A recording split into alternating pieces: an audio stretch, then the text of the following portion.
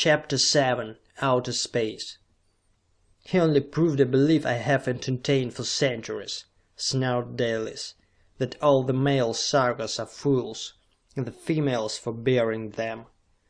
Sarka said nothing, but within his breast a deep hatred was forming for Dalis.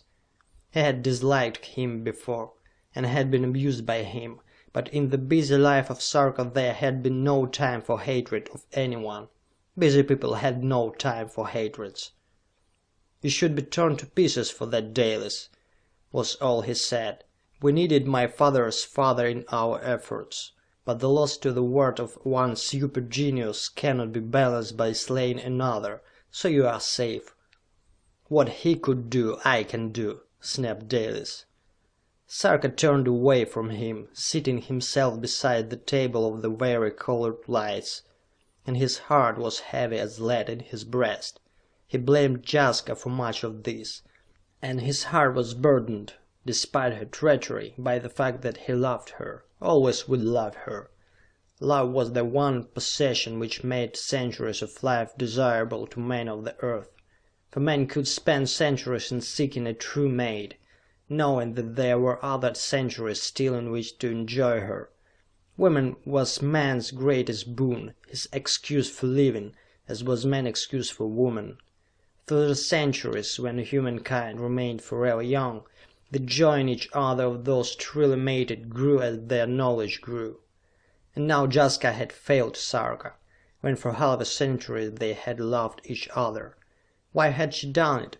He had given her no reason to do so. Had there been some other reason?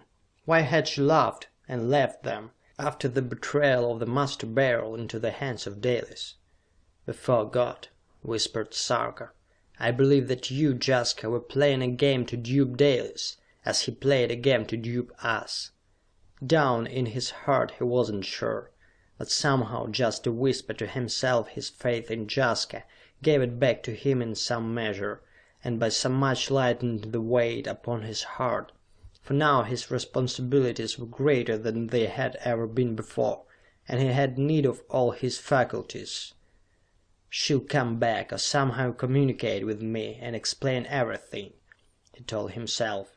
But he refused to ponder on how Dalis the betrayer had gained possession of the secret sign manual he had believed known only to Jaska and himself. That too might be explained satisfactorily, for Dalis was cunning. From the side of the laboratory opposite the revolving barrel came a soft tinkling sound, like the striking of a musical bell. Sarka rose warily, strode to the wall, where a narrow aperture opened, in which rested food capsules sufficient for one meal for 3 men. He smiled wryly. They knew then, the food conservers deep in the earth as they were, that Sarka the First was no more, and sent food for 3 men. All the world knew, perhaps, yet no single person had raised voice in protest, or if any had, the mounting murmur of the barrels had drowned it out. "Sarka," spoke Dalis suddenly, "at what time do you estimate that the flight of the Earth in its orbit will be materially affected?" "It's been affected this moment, Dalis, shifting the Ovidum store," said Sarka shortly. "Within 12 hours we will be in readiness to start our journey." Remaining absolutely motionless within the domed laboratory, it was now possible to feel the ever so slight motion, not only of the laboratory, but of the mountain crest upon which it rested. Not so much a to and fro motion, as a roundabout motion. Just as the slightest sound flies outward through space endlessly, and the slightest vibration moves outward until the end of time and of space, Sarka knew that the vibration set up by the barrel, slight though it was already being felt at the poles of the Earth. Not enough to be noticed there, but existent, just the same. In 12 hours the world will be fighting against this combined vibration and anti-gravitational force we are starting, and second by second accelerating, Sarka explained to Dalis, "fighting to remain on its pathway about the sun, but we will win against it. and with each new vibration, each succeeding one being more strongly felt, we will force the Earth that much more against the pull which holds it in its orbit. The laboratory was trembling. The mountain beneath it was trembling, both in accordance with scientific design. There was no element of chance in it, for the mountain moved, and the laboratory on its crest moved, as science willed. It was now difficult for Sarka to remain still where he sat, for the trembling was exciting his heart action, and causing the blood to rush to his cheeks, making him feverish. He rose to his feet and began pacing the floor. He strode to the jade lever, moved it ahead a fraction of an inch, and perceptibly the murmuring of the barrel increased, as did the trembling of the laboratory and of the mountain. 12 hours later exactly, Sarka shouted a single word to Dalis. "Now!" The laboratory was swinging about in a sort of circle in a way that made one dizzy if one remained still for the merest second. Sarka, glancing out into the outside, across which blew the storms of the heights, and noting that no cracks appeared in the surface of the world's vast roof, knew that this swaying motion had been transmitted evenly to all the Earth, and that, so far at least, his calculations had been correct. But Dalis was in a cold sweat of fear, and deathly sick. The motion of the laboratory, like the inside of a whirling top, made him ill, though Sarka could tell that he fought against it with all his great will. Sarka strode to him, looked him in the eyes for a moment. Dalis looked back, glaring defiance. "Are you afraid, Dalis?" he shouted, to be heard above the screaming of the Master Beryl. "I am not afraid," croaked Dalis. "Has the time arrived?"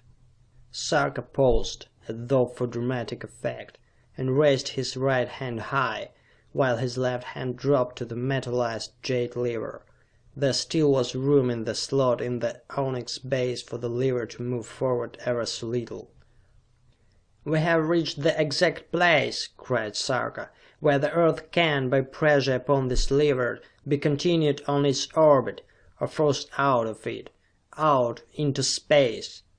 Which shall it be, Dalis? If I move the lever forward we start our voyage, and may not be able to return." For a moment the nostrils of Dalis quivered as though with fear. His face was white with his illness, but out of his eyes peered the fanatic self-confidence of the man. "Push it forward, Sarka," he managed. Sarka, smiling slightly, pushed the lever to its outermost limit, still with his right arm upraised. For full 5 minutes he stood thus, and then, "Now!" he shouted, bringing down his arm. "We have begun our journey into space. Come, let us look outside, and await the first reports from my father." The two men, forgetting again for a moment the fact of their enmity, strode to the southern wall of the laboratory and looked out across the roof of the world. "You will know, Dalis," said Sarka conversationally, "that in a matter of hours the roaring of the etheric winds will possess everything. We will have passed into the infinite reaches of outer space, where, if I may make so bold as to say so, it were better if Dalis, self-named master of the world, knew whither he was going." Chapter 8. Moon Minions Prepare. "It's time," said Sarka softly, "that we, who have urged the world to forget its quarrels, should forget our own. What difference who is master, so long as success attend our efforts?" "Then tell me your secret of control of our flight," snapped Dalis. Before Sarka could answer, however, Sarka the Second entered the laboratory area before the Master Beryl. He looked a question at his son, and Sarka knew that his father was asking what had become of Sarka the First. He shrugged his shoulders, and nodded his head toward Dalis. Sarka the Second gave no more sign of perturbation than had his son, but deep within his eyes were signal fires of fury which centuries of penance on the part of Dalis would not erase. But now, with Sarka the First gone, Dalis must live. "We are headed," said Sarka's father softly, in the general direction of the moon. If we could travel toward it in a straight line, we would reach it if we kept our pace of about 18 miles per second in approximately 4 hours. But since we are out of control, I fear we will pass it too far away for our fighters to fly across the intervening space. We may be drawn against it in a planetary collision, which of course means annihilation. We are traveling noticeably faster than while in the Earth's orbit. I am able to see something of the preparation of Moon men to receive us." Dalis turned to Sarka, and the perspiration bedewed his forehead. In order to make this mad mission successful, he must know Sarka's secret of control. Had he been in Sarka's place, he would have kept his secret no matter what happened, and he believed in his heart that Sarka would do the same. It never occurred to him that Sarka, no matter who the master, would divulge his secret in order to save humanity from destruction. "We have approximately 4 hours, Dalis," Sarka prompted the betrayer. "I need at least an hour for my experiments. Do you, knowing as you do that I have planned all this out, know exactly what course our voyage should take? Still insist on holding the reins yourself?" "I agree for this time to listen to your advice, as I promised you." "Then let me suggest that you do some of the work which I had planned should be done by my father's father. It's time that the world's induction conduits be placed in operation, in order that our people be supplied with equable temperature from the Earth's core, as our temperature changes due to our position with relation to the sun. Stand back and give me the controls." For a moment Dalis stared at the two Sarkas. Would they seize power the moment he moved away from the barrel control? In their places he knew he would have done it. In their places he knew he would never have submerged self in the good of the people. But somewhat diffidently he moved away. Sarka the Second returned to the observatory, behind the barrel, while Sarka stopped before the table where the lights were. After a moment of thought conversation with Sarka the Second in the observatory, he dimmed the light which connected his laboratory with the headquarters of Klaser in the Americas. "Klaser," he barked, "for the period of 1 second cut the speed of every barrel within your gens to half its present speed." "I obey, O Sarka," came the voice of Klaser. "Have we changed direction?" Sarka mentally questioned his father. "Slightly, but we are curving away, instead of toward the moon. Try again." Sarka dimmed the light of Cleric, who instantly made answer. "I'm here, Sarka. Stop the barrels of your gens for 2 seconds, but be prepared to speed them up immediately afterward, if ordered, to the speed at which they are now revolving. Klaser, hold the speed of your barrels as they are." "I obey, O Sarka," came the musical tones of Cleric. "I hear, O Sarka," replied Klaser. "Now, my father," queried Sarka again, telepathically, "what direction do we travel?"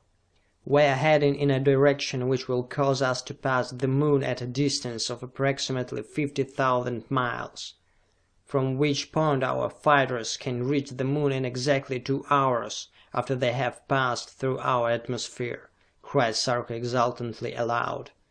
"True, son," replied Sarka the Second mentally. "I suggest you hold our course steady as it is." The motion of the Earth now was as that of a steadily falling body, and the shifting of the Ovidum store caused by vibrations set up by the barrels had set the Earth on its course toward the moon. Sarka now gave instructions to Klaser and to Cleric to return the speed of the barrels to that which they had attained at the moment the journey of the Earth had begun, thus bringing them once more into harmony with the master barrel, and rendering the Ovidum static. Dalis re-entered the laboratory from the wall tube, near the dome exit, by which he had passed down to the lowest inner level, and stared suspiciously at the two Sarkas. He found them half smiling their satisfaction. "We passed the moon within 50,000 miles," exulted Sarka. "A flight of 2 hours for the Gens which attacks the moon. Do you refuse, O Dalis, to send your Gens against the moon? Why not send the Gens of Gerd, demanded Dalis. "He is the youngest of the spokesmen, and what better test is there for him than this?" "It's because he is so young that we don't wish to send him," replied Sarka coldly. "The colonization of the Moon by Earthlings requires the guiding genius of spokesman who has the experience of a Dalis, or a Sarka, else you would now be dead." "Then let it be Sarka," barked Dalis. "Who then will control the further flight of the Earth?" "You! Let your father lead my Gens against the Moon." "What will your Gens say, O Dalis? That their revered spokesman feared to lead them in person?" "Enough of this squabbling!" snapped Sarka the Second. "Do you not realize that within a matter of hours some Gens must be sent into battle? Come with me to the observatory, where you will be given something besides squabbling with which to occupy your minds." Leaving the Earth on its lonely flight through space, the three men hurried to the observatory, where they seated themselves before the eyepieces of the micro telescopes, whose outer circles had been aimed at the Moon. For a moment the three stared breathlessly at the surface of this dead sister of Earth. They noted her valleys, her craters which seemed bottomless, and saw that even as they watched, valleys and craters became sharper of outline, proving that they were approaching the Moon at a tremendous speed. It seemed, too, as though they were heading toward sheer collision, though Sarka the Second had said that they would pass the Moon at a distance of 50,000 miles. "You will note activity at the very rims of the craters," said the elder Sarka easily. "The craters are man-made, not volcanic, as some scientists believe, and are shaped to converge the rays of the sun, as our roof is created for the same purpose. But note the activity at the rims of the craters." Closer the men peered, studying the rims as instructed by Sarka the Second, all about them, and as they watched, activity became apparent on the inner slopes of the craters. Winged creatures seemed to be flying. They looked like tiny oblate spheroids, and they were in swift action, darting to and fro like bees which have been disturbed in their hives. "Those spheres are of metal," said Sarka the Second, "and they are the fighting air cars of the Moon men." Neither Dalis nor Sarka denied this statement, for they knew it to be fact. It became apparent that the movement of the air cars wasn't a movement of chance, but as skillfully ordered as any maneuvers which had, during the last few hours, been executed by any of the Gens of Earth. That they were of metal became apparent when, through the micro telescopes, the watchers caught the glint of the sun on the surfaces of the cars. Sarka did a swift mental calculation and announced the result. Those air cars average something like 400 feet in length, and are doubtless filled with fighting Moon men. "That's right," said Dalis, who also had been calculating this very thing. "But our ray directors will disintegrate the air cars as easily as my ray director disintegrated Sarka the First." The remaining Sarkas received this statement in silence, for Dalis' choice of a comparison had been an unhappy one, to say the least.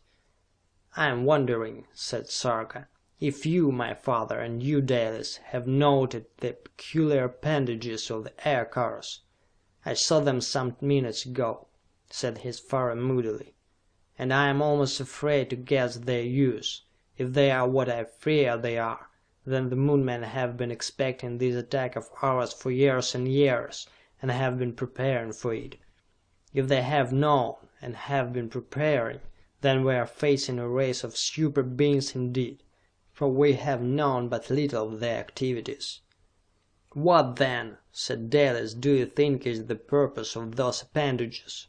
"Those appendages, cilia, flagella, call them whatever you wish, are man-made tentacles, created for the purpose of seizing, crushing and destroying, then discarding." For a full 2 minutes the three men sat there, and horrible doubts flooded their brains, for the conclusion was obvious. The Gens of Earth would go into action flying, not as organization inside an air car, but as individuals, in swarms, myriads, legions and hordes. In order to do the utmost damage with their ray directors and atom disintegrators, they must approach within a reasonable distance, and the picture of those mighty tentacles, hurled like lashed lightning bolts into the midst of the attackers, folding in individuals by scores and hundreds, crushing them and dropping them contemptuously, was horrible in the extreme to contemplate. It was difficult to estimate the possible speed of the air cars of the Moon man, at least at this distance. Besides, perhaps not a single one of them was traveling at top speed, because of the fact of their crowded traffic. This thought passed through the minds of the three men. "But we'll know," said Sarka dully, "when they get into action. For if I'm not mistaken, those air cars are being mustered on the rims of those craters to await orders, not to resist our attack, but to launch their own attack before we are ready. Dalis, are you going to allow your Gens to go into action against these outsiders without the inspiration of a personal leadership?" The nostrils of Dalis were quivering with the intensity of his emotion. His vast egotism told him that he, Dalis, could successfully combat these air cars of the Moon man, and he wished with all his heart to issue the orders to his Gens. But vain as he was, he didn't even wish to have the appearance of acceding to the original plan of Sarka. Sarka had planned for Dalis to attack the dwellers of the Moon, and Dalis had refused. Now, when this challenge of the air cars was a direct challenge to his genius as a potential warlord of Earth, and he wished to accept the challenge, he was torn two ways. Should he go ahead under the common leadership of the Sarkas, or should he still refuse battle, and perhaps see some lesser spokesman go forth to win glory and imperishable renown to himself? A third message, a command almost, impinged on the brains of the three. "I wish to speak with you aloud." The message was from Jaska. The three men rose and darted into the room of the Master Beryl. They had no sooner entered than the clear voice of Jaska sounded in the laboratory. "Sarka, I am no traitor. I am Jaska who loves you. I am in the headquarters of Dalis at Ohi, and the Gens of Dalis has indicated its allegiance to me, having been informed by me that it is the wish of Dalis, whose presence is needed at the place of the Master Beryl. Command us, O Sarka, for we are ready to attack." There the voice ended, while the two Sarkas turned again to face Dalis. Sarka now was glad that Dalis knew the secret sign manual, and his fingers worked swiftly as he spoke to the rebel. "Will you then, Dalis, allow your Gens to be led to glory by a woman moreover, who has duped you?" "The woman is a fool," said Dalis. "She will lead the Gens to destruction." "Who then will be blamed if she does? Your Gens believe she is the new spokesman at your wish. If they are told otherwise, they will think that Dalis himself is afraid to lead them." "We shall see," said Dalis. "If I could win honor by leading my Gens in a successful attack against the Moon man, how much greater will be my glory if Jaska attacks, is repulsed, and I go in to turn defeat into victory." Thus spake the colossal selfishness of Dalis, who took no thought of the possible, nay, certain, loss of countless lives because of his obstinacy. "I suggest," he said, "that you instruct your beloved Jaska to make ready, for if I am not mistaken, when we return to the observatory, we will discover that the air cars of the Moon man have left their craters, and are racing outward from the Moon to meet us. Or perhaps you would lead my Gens to safeguard Jaska." Chapter 9. The Attack of the Yellow Stars. "Why should I safeguard Jaska?" asked Sarka quietly. "She is a true daughter of Cleric. If Cleric doesn't fear for her to be spokesman of a Gens, why should I? He is her father. If she wins, the more glory will be hers. If she loses, she will at least have tried." "Meaning," snarled Dalis, "that I have refused even to try?" Sarka shrugged expressively, and the three stepped once more into the observatory, took their places before the micro-telescopes. For a moment they couldn't see the outline of the moon, for during their brief sojourn in the laboratory the moon seemed to have disintegrated, flying into countless spheroidal pieces. "You see," said Dalis, "the moon men don't wait for us, they attack!" It was all too true that the air cars which had been mustered at the rims of the moon's craters had been hurled outward into space, outward toward the onrushing Earth, and the myriad numbers of them for a time shut out all view of the surface of the moon. "God," spoke Sarka, and it was like a prayer.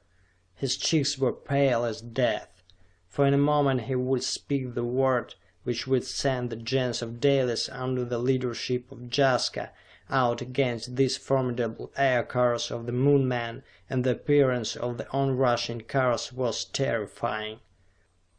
That their flying radius outward was a great one was manifest by the fact that the Earth wouldn't for another hour reach its closest estimated point with the Moon.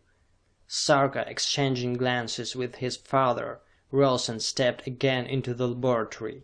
Even as he entered the room of the Master Beryl, Jaska's broken signal came through. "I am ready, Sarka," came her soft voice, vibrant with confidence. "The Gens is ready, and the Gens believes in me." For a moment Sarka hesitated before taking the plunge. Then he spoke the fatal words. "Go, Jaska, and my love goes with you." As the Earth approached closer to the Moon, the revolving of the barrels had been decreased, so that the motion of the Master Beryl was almost normal, normal being that speed with which it revolved when it was necessary to use it for visual contact with the people of the Earth. Out of the area of the Gens of Dalis darted the green specks which were the flying people of Dalis. Sarka, staring in among them, focusing the Beryl microscope, sought for some way of identifying Jaska, who led them. A thrill coursed through him when he made her out, unmistakably, dressed still in the tight white clothing of her own Gens, with a red lily of the House of Cleric on her breast and her back. The daughter of Cleric was leading the Gens of Dalis into combat under her own colors and her father's insignia. Sarka raced back to the observatory, seated himself again to watch the attack, which must of necessity be joined within a matter almost of minutes. Those myriads of air cars flying outward from the Moon had seemed invincible, but up until now he had never seen an entire Gens mastered at one time. His whole being thrilled with the awesome grandeur of the spectacle. It seemed that none unable-bodied individual of the Gens of Dalis had failed to answer the Master of the Gens. Millions upon millions of people, taking all the icy roof of that part of the Earth lying between Ohi and the North Pole, from the heart of what had once been part of the Pacific Ocean. So many of them were there that when they were free of the Earth, flashing outward at 2,000 miles an hour, it was impossible to see the Moon of those formidable air cars. And still, out of the heart of the area of the Gens of Dalis, came other myriads, each flight waiting only for the preceding flight to clear. The green, tight-fitting clothing of the Gens of Dalis, each individual wearing the yellow star of the spokesman of the Gens, a marvelous, awe-inspiring sight. And this was but a single area, and the Earth was divided into 12 such areas, some smaller, none larger, which showed Sarka for the first time a hint of the mighty man-power and fighting woman power which he controlled. However, once free of the Earth, conduct of the fight would be in the hands of the spokesman, Jaska, acting for Dalis. Sarka turned to Dalis, his eyes flashing. "Does it not thrill you, O Dalis?" he demanded. "Do you not wish now that you had gone out with your people as their leader?" "They follow Jaska like sheep," he stated with a snort. "But wait! My Gens seem invincible, because it bulks between us and the air cars of the Moon dwellers. Wait! See how the battle goes! The Gens may yet have need of Dalis." Sarka studied those outgoing hosts, which were dwindling away to mere specks with vast speed, for through the cordons and cordons of them he could now see the aircars more plainly. It was still possible, when one looked through the micro telescopes, to see the slim figure of Jaska leading the attack. She was in the vanguard of the Gens of Dalis, leading her people onward as though she had been born to command, utterly fearless. "And I was small enough," whispered Sarka, "to doubt you. I even told you that I doubted you. Forgive me, Jaska, forgive me." And still, as level after level gave up its myriads, the Gens of Dalis shot forth from the Gens area, and winged away, following the lead of Jaska. Millions of people, armed with ray directors and atom disintegrators.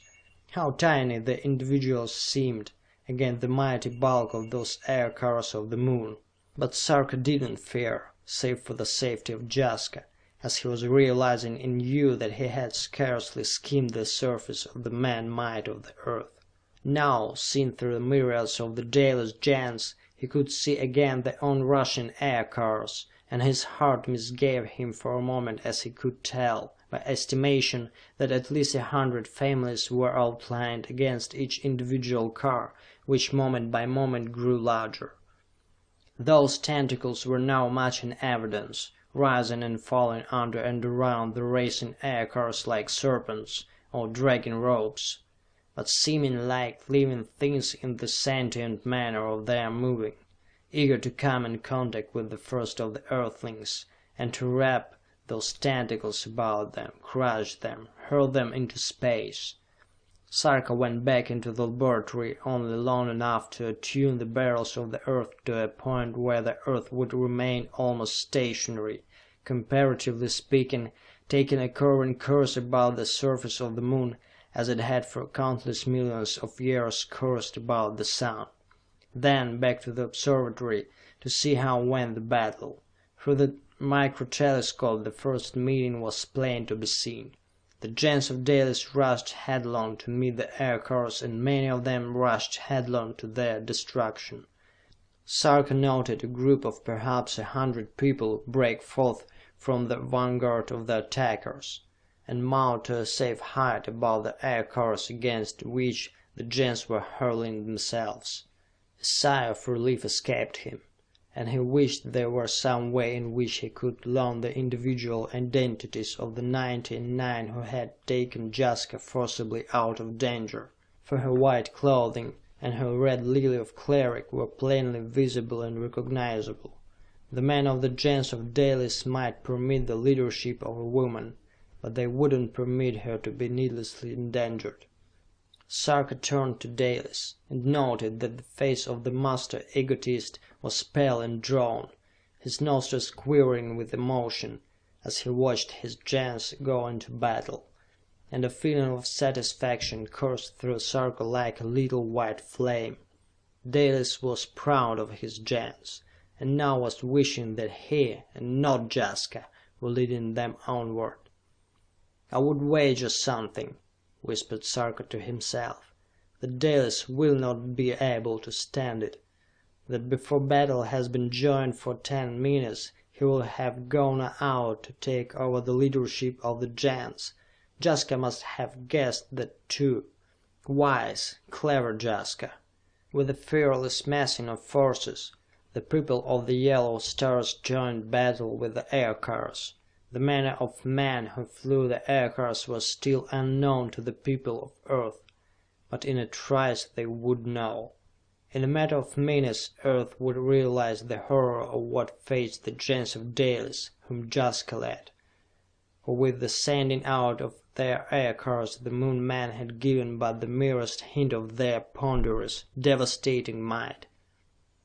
Chapter 10. Tentacles of Terror.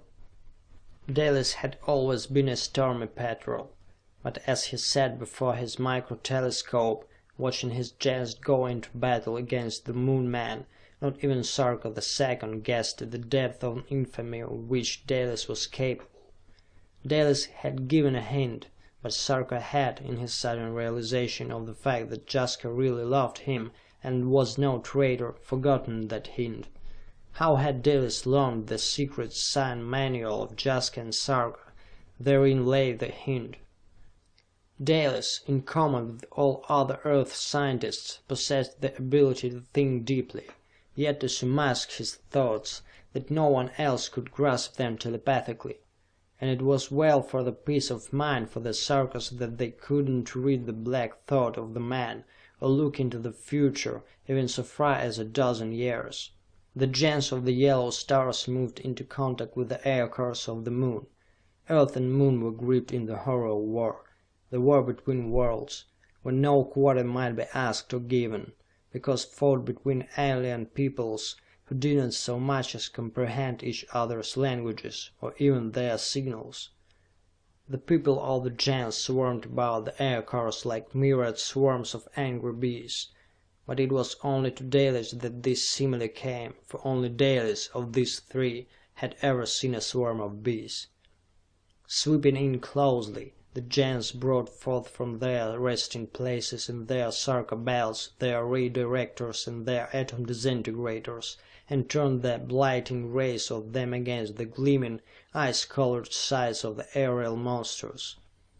But even as the gens brought their instruments of destruction into play, the mighty tentacles of the first 100 aircars had got into action. Down they whirled to catch at the flying bodies of the pygmy-like individuals of the gens, and hundreds of Earthlings were caught in those tentacles in the first moment of conflict. Sarka studied the reaction of the people thus captured. He could see the expressions of unutterable agony on their faces, could see their cheeks turn black with what? There was no way of knowing, but all sorts of guesses were possible. Those tentacles, from their action upon the human beings which they encompassed, might be charged with electricity, for the people they captured turned black, then shriveled slowly, and were released by the tentacles. They fell sluggishly away, through the great space which yet separated the Earth and the Moon, but the people who fell aimlessly, going neither toward the Earth or the Moon, like black feathers in a vagrant breeze. "Great God, do you see, Father?" cried Sarka. "There, whatever it is, that turns our people into cinders and drops them, has no effect on the anti-gravitational ovoids in the skull pans of the helmets, and without mental direction the ovoids neither rise nor fall, but wander aimlessly. See! As the fight continues, those who still live as they dart here and there through the battle area will be confronted continually by the blackened faces and shriveled figures of their departed friends, relatives and neighbors, and will see at first hand what will happen to themselves if they are caught by the tentacles." From the lips of Dalis came one single burst of laughter, filled with bitterness. No other word came from his lips, no other sign. He merely sat and stared, and masked his hell-black thoughts so that neither of the Sarkas might read them. But in the fertile mind of Dalis a plan was being born, a plan that he knew had always been growing back in his mental depths, somewhere down the centuries, since first he had become an enemy of the Sarkas. The Sarkas ruled the Earth, and... But he would spring his surprise when he believed the time right, for Dalis possessed a faculty which neither of the Sarkas possessed. An example of it being his incomprehensible knowledge of the secret code of moving fingers used by Sarka and Jaska. The gens of Dalis drew back in consternation at this wholesale taking off of the first line of attack. Out of that first line, comprising perhaps 1,000 families, scarcely 100 had escaped the groping of those mighty tentacles of the aircars, and the black shriveled things which had been men floated all about the aircars which had destroyed them, warnings to those who followed them into the fray. Those who had somehow escaped the wrath of the tentacles in the first engagement fled back into the heart of the next line of sky skirmishers, fear and horror in their faces. Here, answering to the will of Jaska a mile or so above the heart of the conflict, they reformed with their people and prepared again to attack, But how to attack this formidable aircars successfully? That was the question. Ray directors had been turned against them, but something was decidedly wrong. The first car to feel the blast of even one of those ray directors should have vanished, become as nothing, as had the body of Sarka the First before the ray director of Dalis. But apparently nothing had happened. Why? Grimly, Dalis and the two remaining Sarkas pondered the problem, wondering at the same time what Jaska would now do, how reform her gens, how send it again to an attack that seemed hopeless. "There they go again," whispered Sarka. The first two mirrors of the gens of Dalis had now crowded together until they formed a veritable cloud which masked for a moment the aircars of the moon. Then, as one person, answering to the will of Jaska, they swept into the attack again. But as they approached the aircars, they divided four ways, up, down, to right and to left, and smashed into the aircars from four directions at once. Jaska, knowing that countless lives must be lost to destroy these monsters of the moon, was trying to down them by mass attack, hoping that, while the inner groups gave their lives, those who followed after them would get in close enough to use their ray directors and atom disintegrators. "She's wasting lives to no avail," cried Dalis. "There is a way to beat these people." "It's really your responsibility, O Dalis," snapped Sarka. "Why do you not go out and lead your gens? If you know, why remain here and watch the destruction of all the people of your gens? You know why our ray directors and atom disintegrators don't work, or work but poorly. Because our fighters are within the gravitational pull of the moon instead of the Earth, and machines which work perfectly on Earth are thrown out of balance when under the influence of the moon." "Then," cried Sarka, "we must sweep in close enough to our people." Without waiting to say another word, for thousands of men were dying each breath space, Sarka raced into the laboratory and gave the signal to raise up the speed of the barrels, to attune them with the increasing speed of the master barrel, whose jade lever now was set at the hallway marking the onyx slot. When he returned to the observatory, Dalis was gone, and Sarka the Second sat alone. "I knew he would go," said Sarka, "for he cannot endure to see someone else take credit for winning this first victory, if it's even possible to win it. I knew that, vain though he is, Dalis is yet a man." "I'm not so sure of that, son," replied the elder Sarka, "for I have known him longer than you have. There is something else in that brain of his which takes no thought of the death of people of his gens, or for the betterment of the other people of the Earth. I wonder—" But even as he spoke, Dalis was away, flying free and fast toward the scene of battle. In a few minutes he would be felled by his gens, and Jaska could return again. Sarka sought for her. She was still safe, high above the battle. Thousands and thousands of those shriveled things now floated in the space about the cars, above them, below them, everywhere. But the gens of Dalis had at last caused some trouble to the aircars of the moon. 100 of them, like stricken birds, were falling downward toward the moon, great holes torn in their sides. But as they fell, their tentacles, which whipped here and there like snakes in their death throes, carried with them their full capacity in people of the gens of Dalis.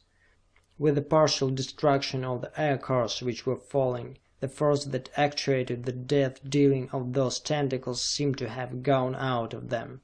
For the people now held in the grip of the mighty tentacles were still alive. Their squirmings could be plainly seen, and their cries could have been heard, had it not been that the noise of battle drowned out all other sounds. 100 aircars falling, and the men and fighting women of the gens of Dalis, with new courage in them, now they realized that the aircars were not entirely invincible, renewed their attack with savage vigor. Taking no thought of the death which must surely come to them, they circled and pressed the aircars, and when the tentacles caught at some of them, others climbed to the very body of the aircars, of the shriveling bodies of the dying and turned their ray directors and atom disintegrators against the gray sides of the monsters. Even before Dalis had reached the vanguard of his gens, another 100 aircars were falling, each with its tentacles wrapped tightly about such of the earthlings as they could grasp. Falling, falling, still living, plunging down. Now Dalis had reached the scene of the fray, and was assuming command. As he did so, a single white-robed figure, life-size when seen through the micro-telescopes, darted out of the fray and headed at top speed for the dwelling place of Sarka. Jaska, relieved, was returning home. But though Jaska flew at top speed, she didn't seem to grow larger, or draw nearer to the Earth. Out of the ruck of the defenders of the moon, a single aircar, whose gleaming gray side was marked with queer crimson splashes, broke free to pursue Jaska. She fled at top speed, yet the aircar was gaining, proof that the moon had developed speed greater than Earth had attained. "But why," queried Sarka, "does she draw no nearer?" "Great God!" ejaculated Sarka the Second, after a brief examination of certain chartographs beside his micro-telescope. "We are moving away from the moon. Something is forcing us away. The people of the moon have something whose nature we don't know, capable of forcing them away from us, while they pull our people toward them. You see, if they pulled us toward them, we could overthrow them, for we outnumber them perhaps thousands to one. But if they force themselves away faster than the gens of Dalis, if defeated, can follow us, they can destroy or capture the gens at their leisure." Suddenly, out of the Earth, past the all-seeing eyes of the micro-telescopes, swept a new myriad. Men in white, wearing the red lily of the House of Cleric. Cleric was sending out men to rescue Jaska from the aircar which pursued her. But would Jaska, or these who went forth to fetch her, ever be able again to attain landing place upon the Earth? It looked doubtful. Even as Sarka asked himself this question, fresh aircars shot from the rims of moon craters, rushing outward to add their weight in the battle against the gens of Dalis. The gens of Dalis was doomed.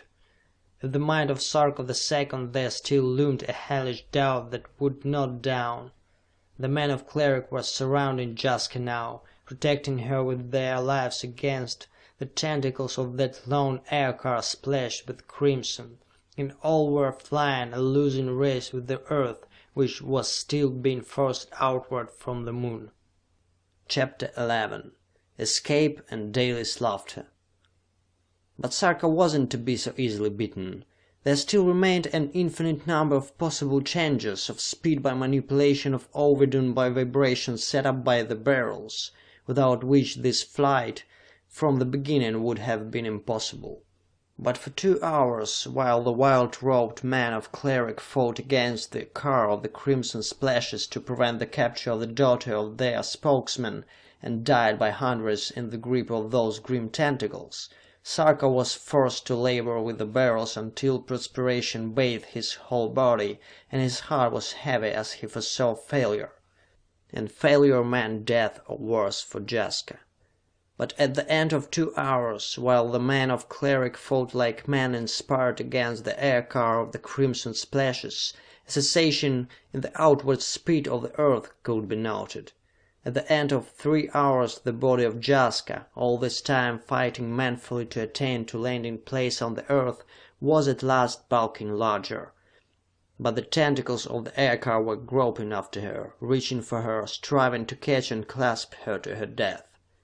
The two Sarkas watched and prayed, while the might of the barrels, traveling at top speed, fought against the force of whatever was used to by the Moon men to compel the Moon to withdraw.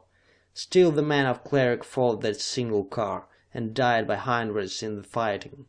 White-robed figures, which became shriveled and black in the grip of those tentacles.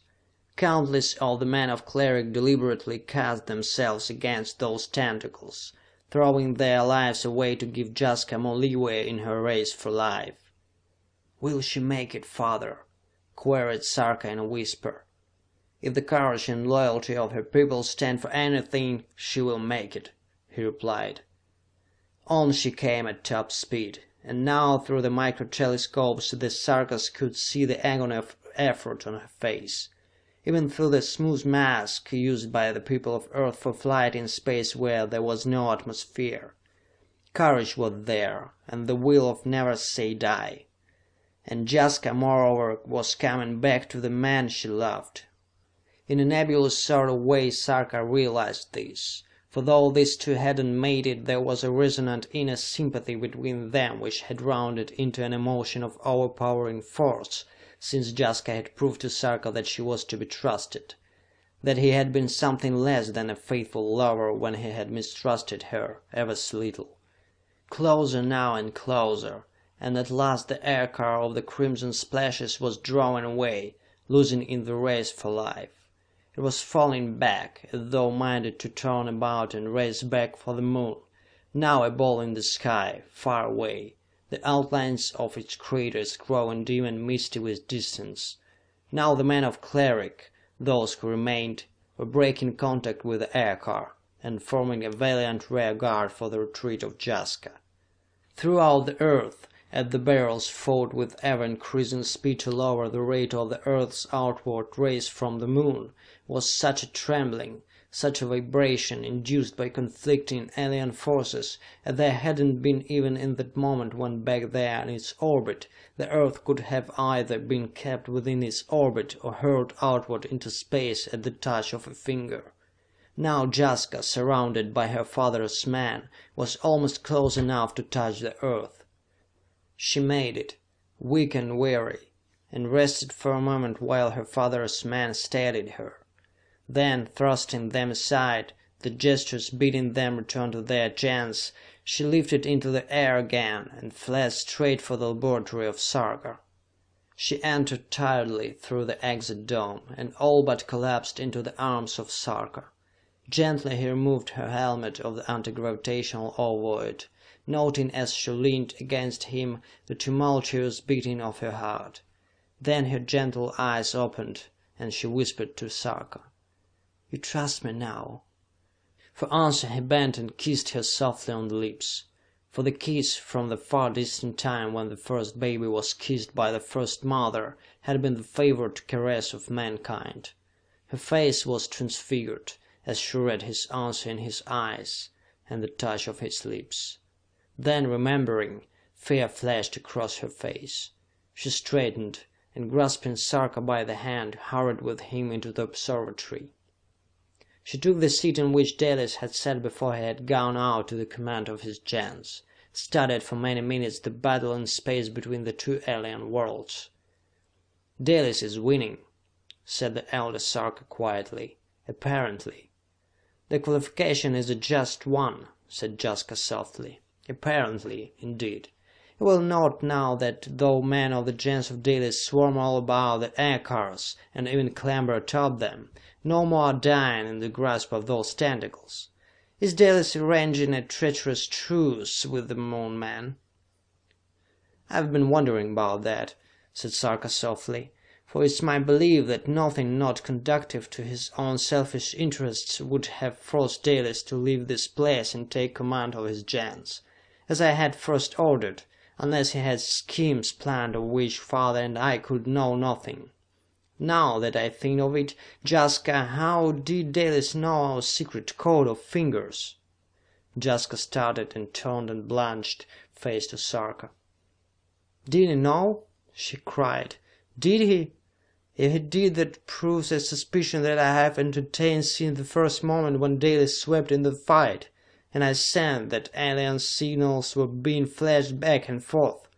"Flashed back and forth?" ejaculated Sarka. "How do you mean? That Dalis was somehow able to communicate with the Moon Men in their own language, or through their own signals?" "Why not? He knew our secret code, did he not? I never gave it to him, and I know that you didn't. No, Dalis has some means, never discovered or suspected by you, Sarkas, whereby he is able to understand alien tongues and alien sign manuals." "That means," said Sarka the Elder in a dead voice, that by forcing Dalis to go out at the head of his gens, we have," interrupted Sarka the Younger, "placed a new weapon of treason in his hands. Dalis, at the very moment of contact with the aircars loaded with Moon men, broke in on their signals. They must have had some means of signaling one another, and communicated with them in their own way. Do you think it possible that, with all his gens, he may go over to the Moon men, from an alliance with them?" For many moments no one dared to answer the question. Yet from what the Sarkas knew of him, it wasn't impossible at all. For Dalis was the master egotist always, and never overlooked opportunity to gain something for himself. It was Jaska who broke the silence. "Did you note carefully," she said, "those aircars which were partially destroyed by our ray directors and atom disintegrators?" The Sarkas nodded. "Did you note that no man, formed like our own, no creatures of any sort whatever, fell from the cars?" Again the awesome silence, and the keen brains of the Sarkas wrestled with this vague hint of the uncanny. "You mean, Jaska, you mean that the occupants of aircars are part of the cars, but beings of the Moon? That they are either metal monsters endowed with brains, or tiny creatures irrevocably attached to the cars themselves?" "But how," said Sarka at last, "are we to be sure? I can't understand what Dalis might do if the Moon men granted his wish for an alliance with them. It's easy to understand why his gens would follow his lead, for with the Moon forced outward from the Earth faster than his gens could retreat, there is but one direction for his gens to go, toward the Moon. They would go to the Moon as captives and trust the keen brain of Dalis to gain the mastery, sooner or later, of the Moon men. And then, repeated Sarka the Elder, then, Dalis has already been inspired by the speed with which those aircars travel. You will remember that he didn't take kindly to leaving the Earth and making his abode on some other planet. But why could he not do so? Combine forces and knowledge with the people of that planet, and then return to Earth in alliance with them. After we have depleted our forces by placing a large portion of our people on Mars and Venus and Saturn." "Sarka, my son," said Sarka's father, "before we continue with our flight to Mars, we must know the truth. We must somehow learn exactly what is going on the Moon. If you could reach the Moon, alone, undetected, and bring back a report." For a moment he left it there, and the faces of all three were gray with worry and abysmal fear. "I can't go bodily, father," said Sarka at last, "but you remember my secret exit dome to the right of the observatory, from which I have never yet dared exit from this place for fear that it might cost me my life?" Sarka the Elder nodded, while Jaska looked puzzled. Another evidence of the fact that Sarka hadn't always trusted her. For she knew nothing of a secret exit dome. Sarka's eyes, as he looked at Jaska, mutely asked her forgiveness, which she gave him with her smile. "I remember, son, and now... Surely it's worth risking one's life to know what new menace looms over the children of men." "What is the use of this secret dome?" asked Jaska softly. "It's merely an elaboration of the regular exit dome, combined with certain phases of our atom disintegrators and the principle involved in the anti-gravitational ovoids. I step into the secret exit dome, guard for flight outside, and will myself to appear bodily in a certain place. It is instantaneous. I step into the dome, for example, and will myself to appear whole upon the Moon, and there I will appear." "You mean that during the period of transposition you are invisible?" "Yes, invisible because not existent, except for the essential elements of me, broken down by the secret exit dome, reassembled at the place willed in their entirety. I can't fly there, for a million eyes would see me approach.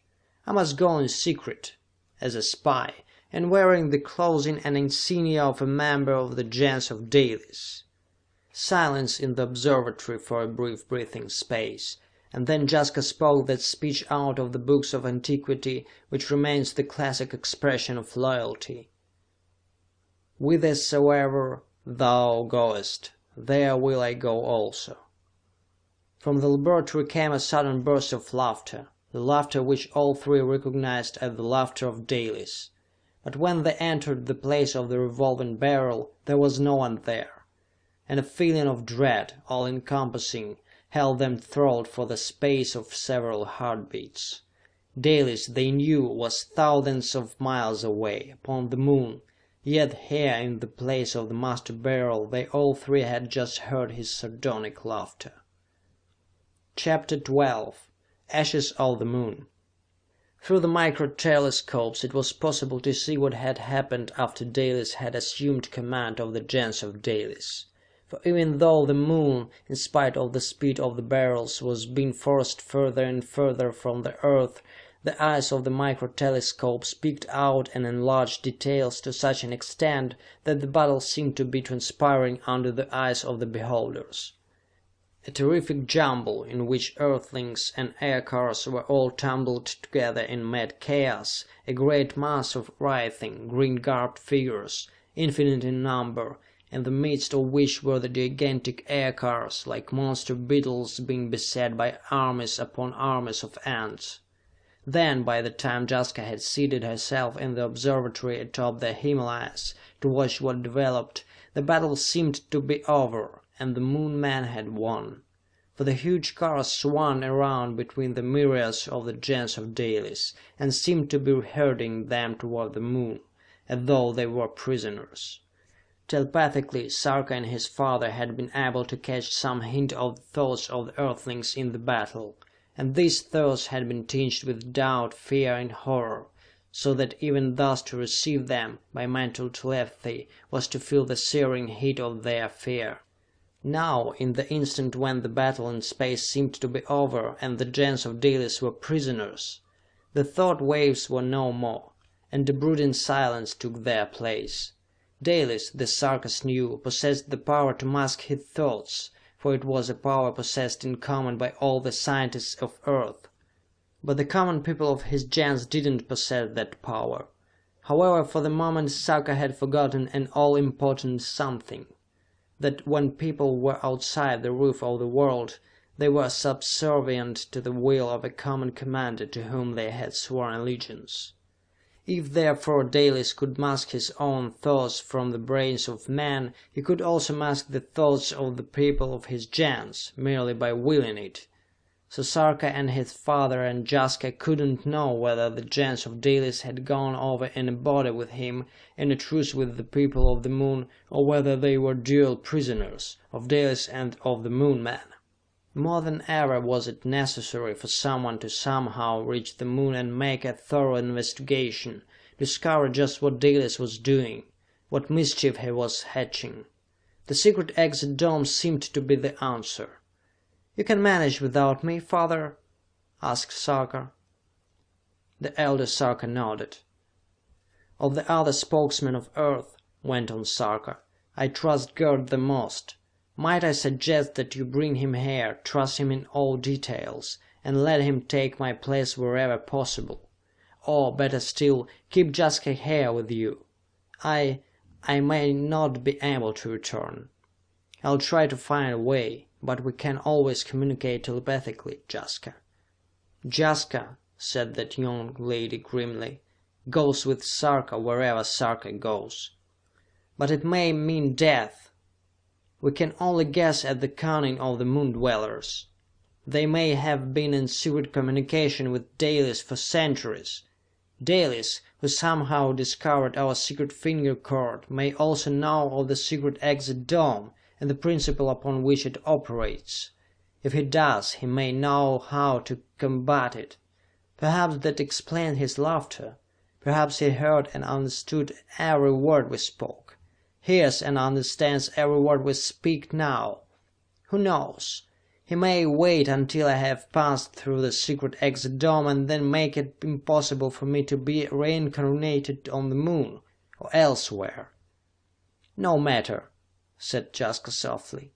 Wherever Sarka goes, there goes Jaska. It's useless to attempt to dissuade me, and it's time you learned that." In spite of himself, Sarka smiled, and his father met his smile with a quizzical one of his own. Both men had the same thought. "The eternal woman," said Sarka the elder. "No man has ever understood her. No man ever will. And all men are ruled by her." Sarka shrugged, and Jaska spoke again.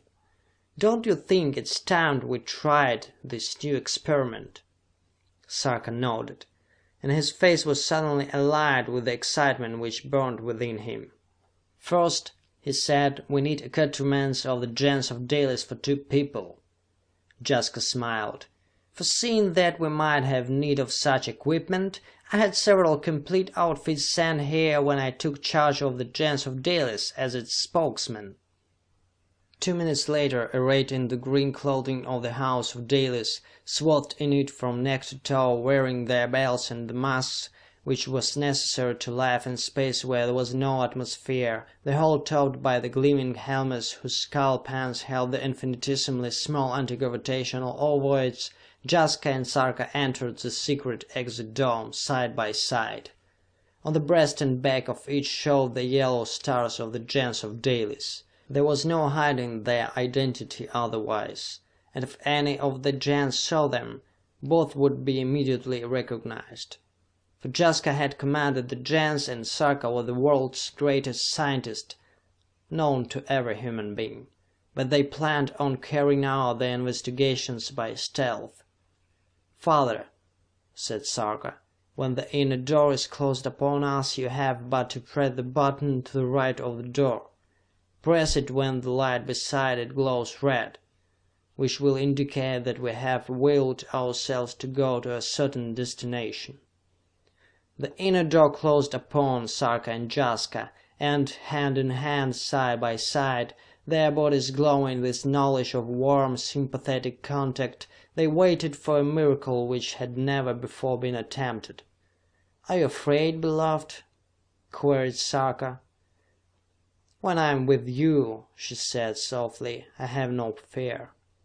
"Then face the outer door, and will to go wherever I will to take you." Side by side, hand in hand still, they faced the outer door, and Sarka willed. "Let us appear together in a deserted spot, within sight but unseen of the moon crater from which those aircars were sent against us." A sudden blur, a cessation of all knowledge, and then Sarka and Jaska stood side by side in a desolate expanse surrounded by bleak and appalling mountains of grotesque shape, in a light that was weirdly, awesomely blue. Their feet were invisible, deeply rooted in some soft, fine material which looked like snow. After a swift glance around to see if anything lived or moved in this awful desolation, Sarka stooped and dipped up some of the fine stuff with his fingers, touched it to his lips. The material seemed to be fine blue ashes, and on his tongue it had a soapy savor. He peered at Jaska, whose eyes were glowing with excitement, whose lips were parted with anticipation, and instantly he opened a mental conversation with her. "We must speak with each other telepathically, but don't speak with me until I have explained to you how to mask your thoughts from all persons save the one with whom you hold converse. First, I love you. Second, let us see if searching the sky we can find the earth." In a few brief, highly technical words, Sarka told his beloved how to talk with him in the manner which he had never before explained to her. They had used telepathy before, countless times, but they hadn't cared who heard, while now secrecy in all things was the prime essential for success, even for life. When he had told her, and she replied, "I understand perfectly and it seems quite easy," they turned and surveyed the heavens, out of which, by this new miracle of the secret exit dome, they had dropped to the face of the moon. Away across the space between worlds, its transfiguration plainly visible to the two, they could make out and identify the world from which they had come. Save that they knew themselves standing on the moon, They would have thought, as far as appearances went, that the place where they had come was the Moon, many times enlarged. It seemed incredible that they had come so far in the twinkling of an eye, but that they had was proven by the fact of their physical presence. "Look, Jaska," said Sarka suddenly. "See how our Earth glows, as though it were afire inside." They stared at the great circular yellowish flame that he pointed out, and Sarka, always the scientist whose science was one of exactness, tried to estimate just where, on the Earth's surface, the glow was. "Jaska," he said again, "that glow comes out of the heart of the Gens area which Dalis ruled, and no one lives there, since Dalis' Gens flew out to do battle. That's why we didn't know of it before we left. That glow, somehow, beloved, is the cause of the outward from the Earth journey of the Moon. First we must locate the Moon's source of the glow, and render it incapable of further forcing itself away. For do you realize that, unless we do so, we will never again see home?" Jaska said nothing, but her eyes were troubled for a moment. Then she smiled again. "What care, if I become a prisoner of the Moon, if you are with me?" Sarka was just now realizing the wonder of this raven-haired woman, whom, knowing her for half a century as he had just known so little after all. "If we seem in danger of discovery, Jaska," he said to her, "drop down instantly into the ashes, for if we are discovered by Dalis—" He left it there, and, with a deep intake of breath, started away for the nearest and highest hill. They desired to walk, yet found walking almost impossible, as they could not keep their feet on the ground save by the exercise of a really incredible effort of will. So, despairing of keeping their feet in contact with the ashes, they flew just above them, heading for the nearest weird-looking ridge. In the strange light, which was oddly like moonlight in some painted desert of Earth, shapes were distorted and somehow menacing, colors were raw, almost bleeding, and distances that seemed but a step required hours to traverse. Ever and anon, as they traveled, they looked back up at the Earth which was their home. It still was visible, though plainly smaller with the distance, and for a time Sarka's heart misgave him. But he only clasped tighter the hand of Jaska and moved on. They were just at the base of the first hill, which had now become a mountain of gloomy, forbidding aspect, when the first sound they had heard on the Moon came to them. A sound that was a commingling of the laughter of Dalis, the barking of jackals of the olden times, the humming of a million barrels revolving at top speed, and a strident buzzing such as neither had ever heard. Had they been discovered? Was the sound a warning? They couldn't know, but as they stared at the crest of the hill, two long, snaky, waving things appeared above the crest, undulating, waving to and fro, as though questing for something. They crouched low in the white ashes at the base of the mountain, and waited, scarcely breathing.